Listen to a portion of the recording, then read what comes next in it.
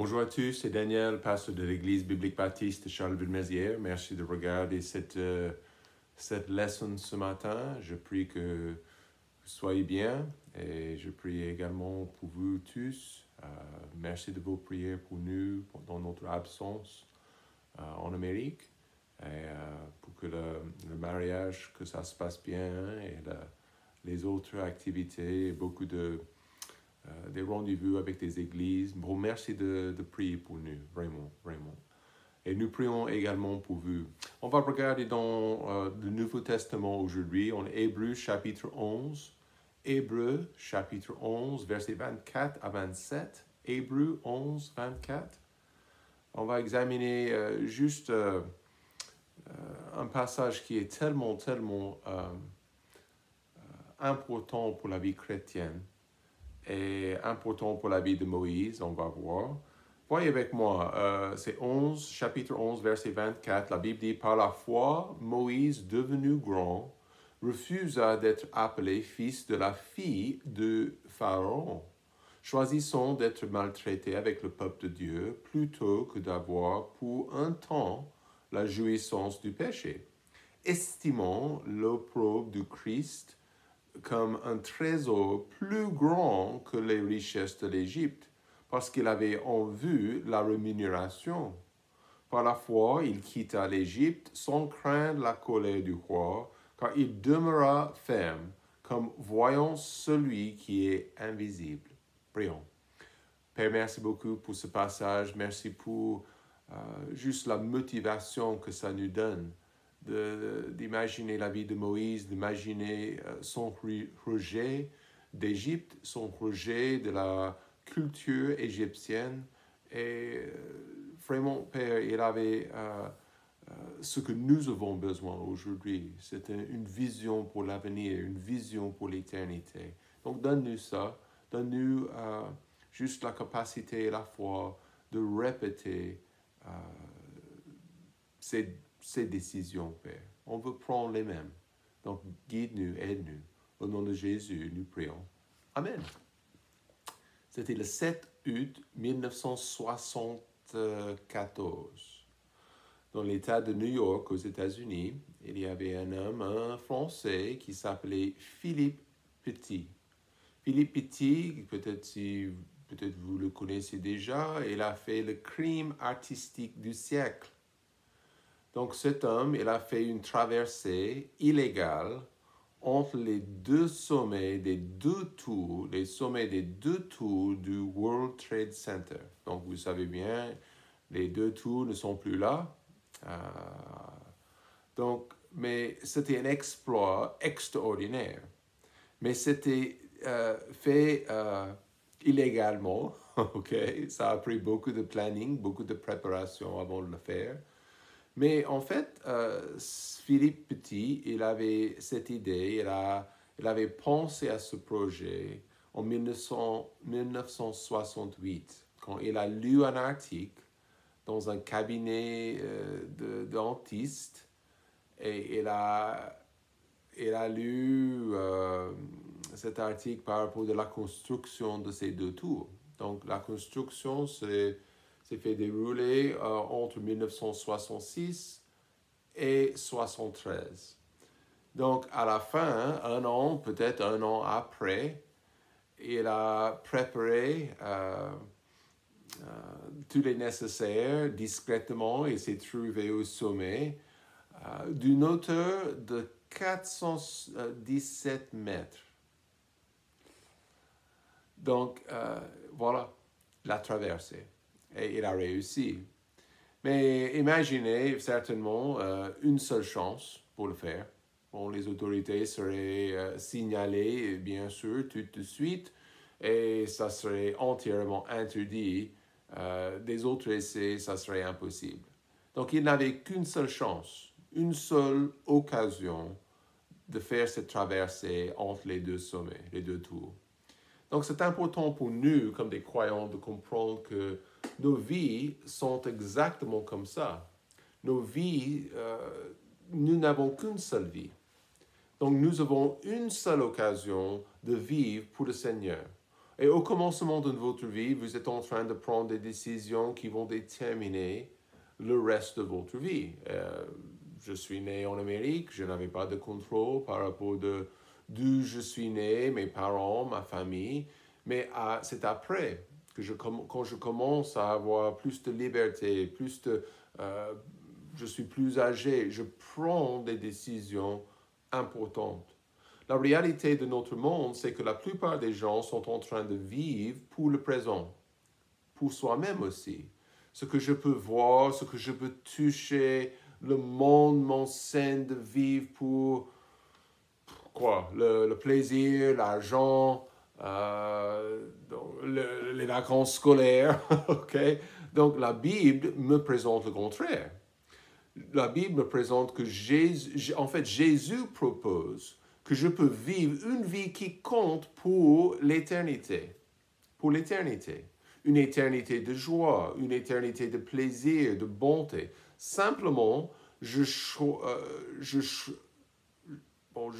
choisis d'investir mes jours actuels, mes jours limités, mais je les investis pour Jésus. Dans 2000 ans, la seule chose importante, ça sera où vous êtes, soit avec Dieu ou séparé de Dieu. Au paradis, au ciel ou en enfer. Le choix, c'est à vous. Mais si vous avez aussi vécu une vie, votre petite vie, votre vie pour Jésus-Christ et pour son royaume. Il y a énormément de croyants chrétiens, même aujourd'hui, qui ne font pas ça. Ils sont, on va dire, distraits. Ils sont distraits par le monde, par les activités du monde. Psaume 39, verset 5. « Éternel, fais-moi connaître ma fin et quelle est la mesure de mes jours, que je sache combien coûte et ma durée, pardon. La mesure de mes jours. Mes jours sont limités. Jacques, il a dit en Jacques 4, verset 14. Jacques a dit, si je peux le trouver le verset, « Or, vous ne savez pas qu'il y en sera de demain, car qu'est-ce que votre vie? Ce n'est qu'une vapeur, il a dit, vapeur, qui paraît pour peu de temps et qui s'évanouit ensuite. » C'est très clair. Une seule vie qui compte pour le Seigneur ou qui ne compte pas pour le Seigneur, pour l'éternité ou pas. Et c'est votre décision. Donc, mais nous avons un problème. C'est difficile de penser à l'éternité, n'est-ce pas? Difficile vraiment de penser à ces jours, à quelque chose que nous ne pouvons pas voir. Nous sommes souvent distraits aussi. La victoire, la gloire, la récompense est réservée quand même pour ceux qui peuvent voir au-delà de cette vie.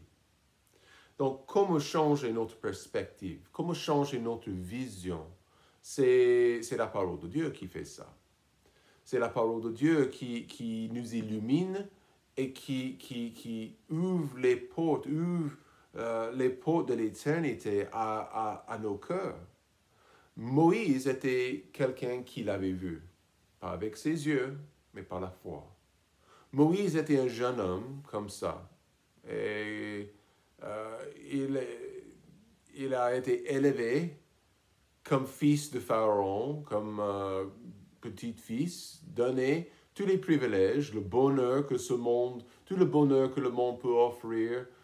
Évidemment, en Égypte, à cette époque, pas de voitures, d'électricité comme nous avons aujourd'hui, mais ils avaient des luxes quand même, pour cette époque. Il était éduqué par le pharaon, éduqué par les meilleurs instructeurs, les meilleurs profs. Il était très intelligent. Tous les privilèges. Mais il y avait un moment quand il a tout rejeté. Imaginez ça. Les luxes, le palais, la bonne nourriture, les privilèges de sa position, de sa place dans la famille du pharaon, Mais il y avait un moment quand il a dit non, non. Moïse avait cette vision pour le monde à venir. Les vrais croyants aujourd'hui, en 2025, ils l'ont aussi. Le Dieu qui nous appelle à un autre niveau, Moïse voulait une vie qui compte pour quelque chose plus grand que ce que nous voyons aujourd'hui. Et j'espère que ça, c'est l'envie de votre cœur aussi. Vous voulez quelque chose pour votre vie qui est plus significatif, hein?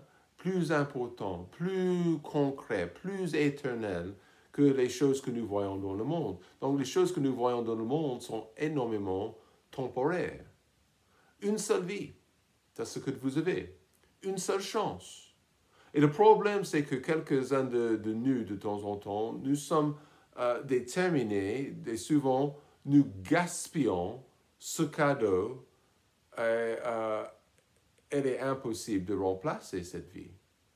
La vie, elle est impossible. On ne peut pas rentrer en arrière pour redémarrer, recommencer, changer des choix, changer des décisions.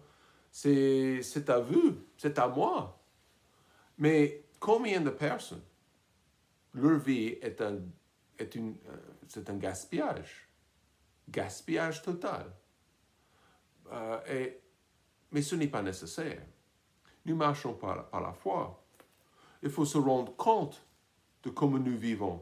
La Bible dit, Paul, il a dit, car pour moi, Christ est ma vie. Et la mort m'est un gain.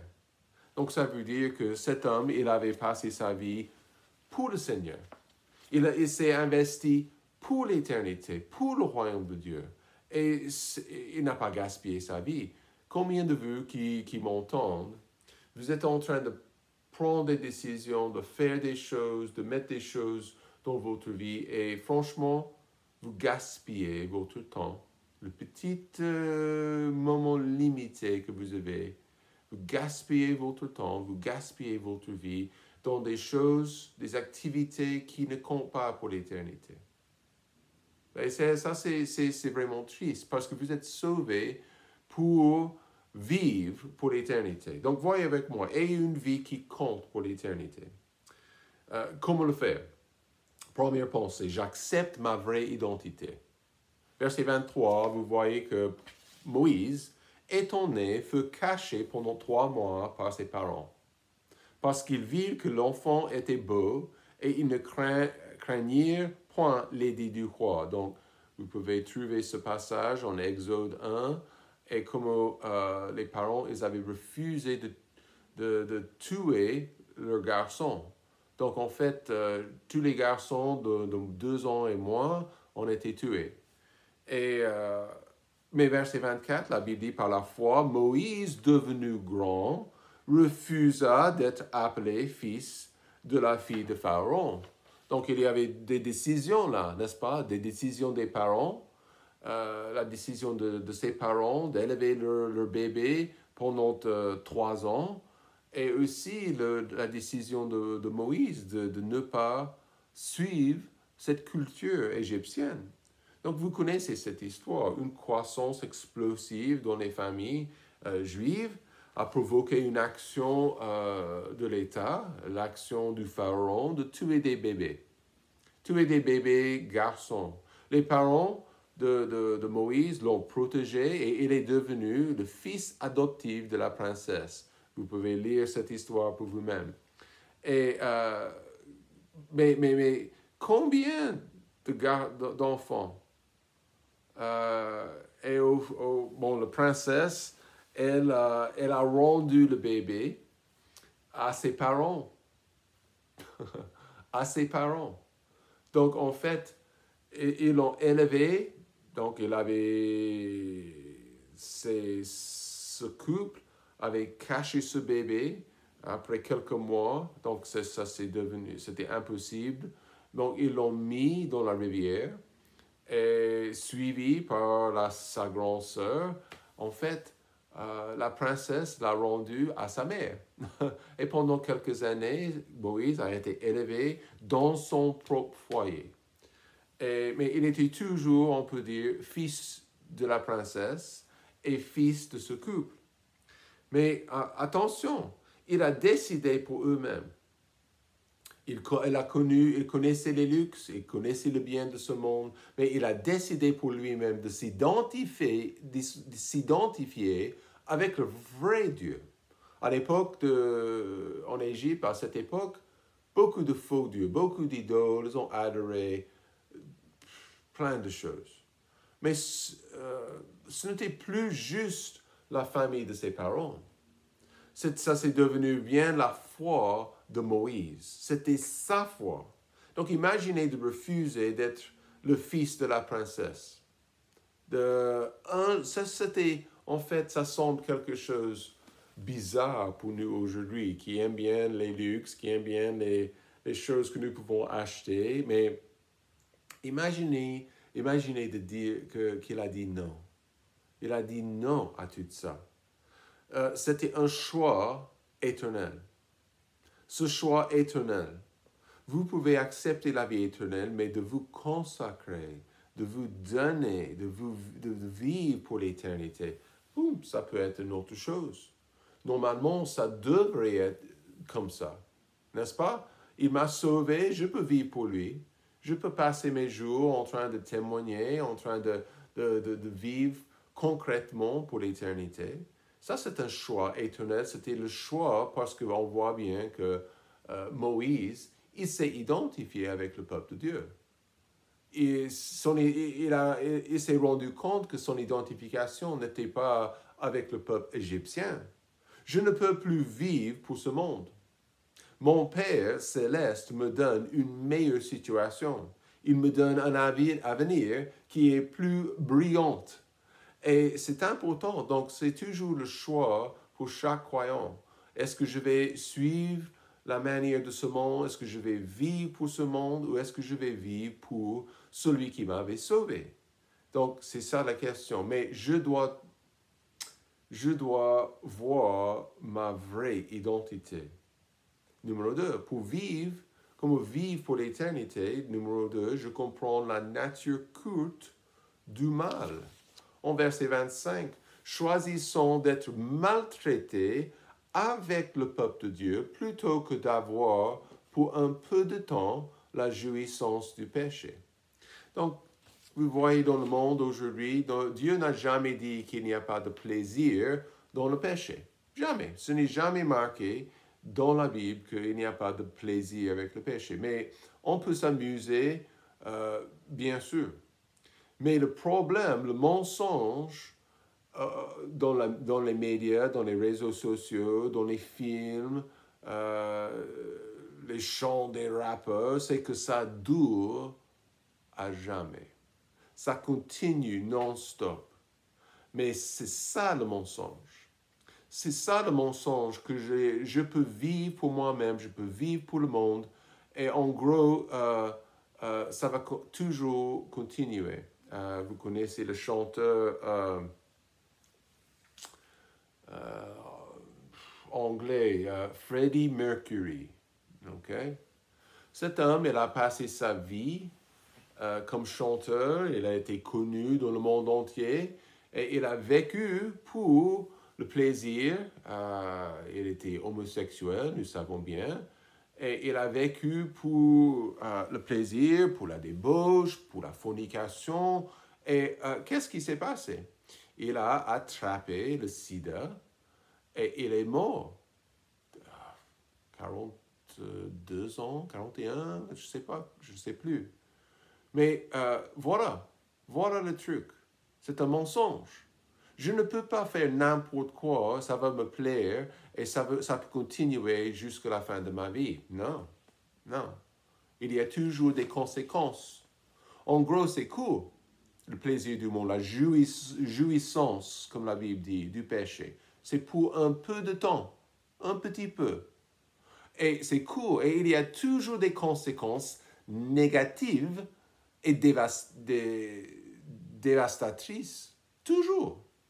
Mais le monde ne va pas vous dire ça, ok? Les médias ne vont pas vous dire ça, Hollywood ne va pas vous dire ça.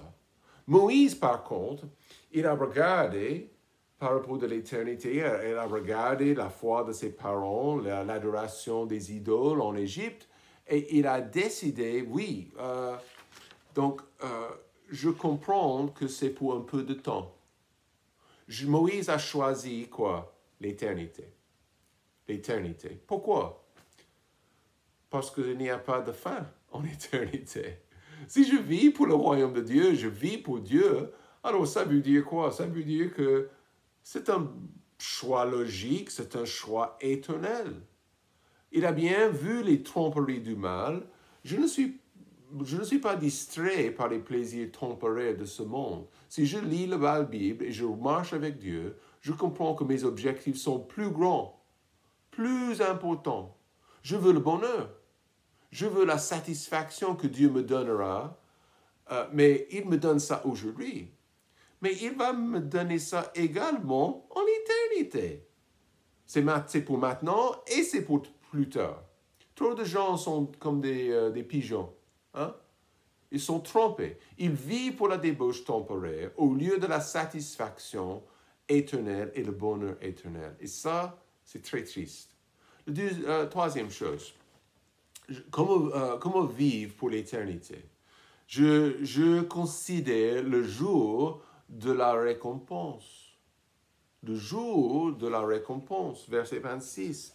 Verset 25, il a choisi d'être maltraité avec le peuple de Dieu. Ça, on sait bien. Verset 26, estimant. Il est en train de calculer. Okay? Estimant, considérant l'opprobre de Christ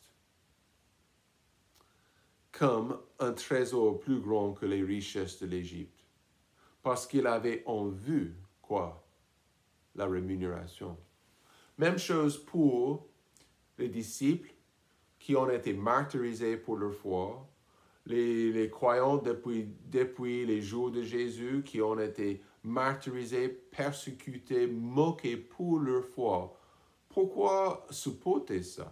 Pourquoi pas laisser tomber la foi, laisser tomber l'Église, Jésus? Pourquoi pas? À cause de la rémunération. Un jour, Dieu va récompenser ses serviteurs. C'est très clair dans la Bible. La Bible est très claire que mon âme en Christ est sécurisée. Jamais perdre ma place dans la famille de Dieu. Impossible. Mais combien de nous, on va perdre les récompenses que Dieu avait prévues pour moi, pour nous? Donc, en juin 2024, un homme a trouvé 800 pièces en or datant en Amérique, dans l'État de Kentucky. C'était un champ quelque part. Il avait son détecteur de métal et il a trouvé 800 pièces en or datant de 1840 à 1863. Imaginez. Une valeur estimée dans des millions de dollars. Trésor. Un trésor énorme. Moïse a vu les trésors en Égypte, mais il a estimé que l'opprobre de Christ, d'être persécuté avec le peuple de Dieu, pour Christ, pour Dieu, le vrai Dieu, c'était un trésor plus grand que les richesses de l'Égypte. Donc on a besoin de ça, cette vision, cette clarté pour notre vie et pour la vie à venir. Donc, on doit se rendre compte. Donc, Romains chapitre 14, verset 12, Paul était un autre qui a beaucoup souffert pour sa foi. Beaucoup souffert, mais sa vision était très claire pour l'éternité. Romains 14, verset 12, c'est pourquoi que chacun de nous rendra compte à Dieu pour lui-même. Aujourd'hui, vous vivez pour quoi? Vous allez passer devant lui et vous allez vous rendre compte pour les activités de votre vie après votre salut. Et Dieu va vous demander qu'est-ce que vous avez fait pour lui. Moïse, il avait une vision très claire de ce jour-là. Il a bien estimé. Si je vis comme ça, si je choisis maintenant pour le Seigneur, je marche dans cette direction, Dieu, un jour, va me bénir. Un jour, Dieu va me récompenser. Il avait un respect pour ce jour-là. Et j'espère que c'est comme ça pour vous. J'espère que vous respectez ce jour-là, quand vous êtes face à face avec le Seigneur. C'est très important, ça. Un respect pour ce jour-là, un respect également pour Dieu. Ses offres, ses récompenses, c'est plus important, c'est mieux qu'une nouvelle BMW dans le garage aujourd'hui. Vivre pour l'éternité, de vivre avec ce jour-là constamment dans nos pensées, constamment en tête, c'est très important. Ça vaut la peine. Ça vaut le prix. C'était comme ça pour Moïse. Il avait en vue la rémunération. Et j'espère que nous avons la même chose. Une vue pour la rémunération. La dernière chose, comment vivre pour l'éternité. Quatrième, je calcule la puissance de la foi. Et en verset 27, nous voyons bien, par la foi, il quitta l'Égypte, sans craindre la colère du roi, car il demeura ferme, comme voyant celui qui est invisible. Je ne sais pas pour vous, mais je ne peux pas voir celui qui est invisible aujourd'hui avec mes yeux. Mais je n'ai jamais vu Jésus-Christ à la croix. Je n'ai jamais vu le Seigneur ressuscité d'entre les morts. Prenez le temps pour vous-même de lire les modèles de foi en Hébreux chapitre 11. Il y en a beaucoup de plus que Moïse. Le monde essaie de vous mettre dans sa moule. Okay? Le monde met la pression sur vous, essayant de vous forcer, de vous convaincre, de vous adapter à ce monde temporaire. Mais la foi, c'est d'avoir la vision pour ce qui peut arriver demain. La vision et la foi vous poussent encore en avant, encore pour le Seigneur, devant vers les sommets pour Jésus-Christ. Vous n'êtes pas intimidé. Donc, Moïse n'était pas intimidé, sans craindre la colère du roi. Est-ce que vous pensez que le Pharaon a flippé quand Moïse avait rejeté cette société, rejeté cette vie? Mais oui. Il était coléreux quand Moïse a tenté de changer la direction du peuple juif, bien sûr. C'était un bon choix de sa part, mais ce que nous voyons ici, sa foi, il a bien choisi. Il a bien choisi. Je prends un pas par la foi, ne sachant pas ce que Dieu va faire. Et est-ce qu'il va me laisser tomber? Mais non, jamais.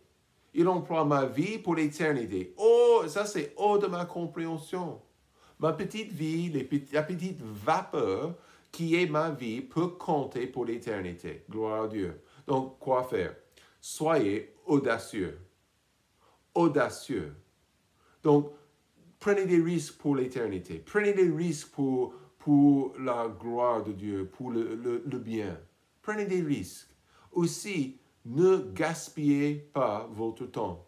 Nous avons tous 24 heures sur 24, 7 jours sur 7. Ne gaspillez pas votre temps pour les choses qui ne comptent pas. Pour les choses qui ne comptent pas pour l'éternité. Parce que si je marche par la foi, je comprends qu'il y a une grande puissance dans la foi. Grande puissance dans une foi chrétienne qui grandit. C'est ce que nous voulons. Parce qu'un de ces jours, cette vie va se terminer. J'ai 48 ans. Je ne sais pas du tout combien de temps il me reste. Pas du tout. Mais je comprends bien que c'est important d'investir ma vie et mes jours pour l'éternité. Et dans 100 ans, quand vous n'êtes plus ici et vous êtes avec le Seigneur, vous serez content. Vous serez content que vous avez choisi de vivre pour l'éternité. Passez une très bonne journée, que Dieu vous bénisse.